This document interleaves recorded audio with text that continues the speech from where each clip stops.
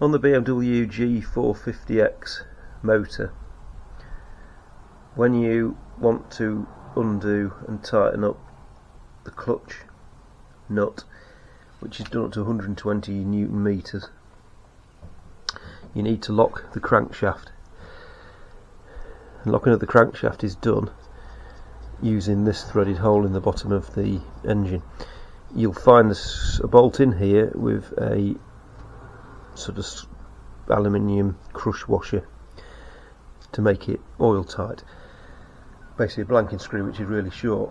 What you need to do is make a tool out of a very high tensile bolt. This bolt's only an 8.8 and I don't think that it's going to be strong enough, so I've got some 12.9 high tensile bolts winging the way to me, but I thought I'd make this one as a trial run. And basically what I've done is just taken off the threads basically back to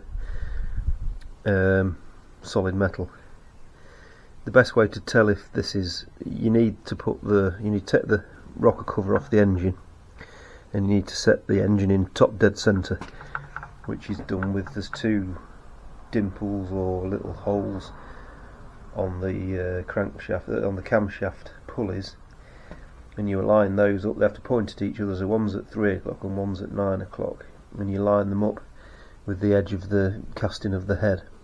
They're on this side of the motor, and that way you'll be on exactly in top dead centre, which will align a hole in the crankshaft which is at the bottom of this threaded hole. So that's the tool you need to make. The easiest way to know if you've made it correctly is to you have two of these that are exactly the same, screw one in, and then you'll know that when you screw your homemade tool in, if it screws in a few millimeters further, you'll know, then that's a few millimeters further than an unground screw, you'll know that your tool manufacturing has been successful. Once that's in there, it locks the crankshaft off.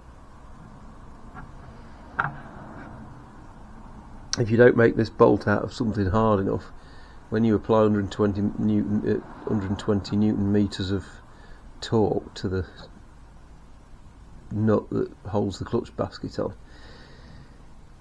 you'll bend this screw, and then you'll never be able to get it out of the crankcase, because you'll then have to strip the entire engine down so you can cut the back end of this off to get it off. Because what if it bends or you deforms under the load of tightening the nut up, you're going to be in a whole load of trouble, because this will be stuck in the engine and you'll damage the crankcase getting it back out again.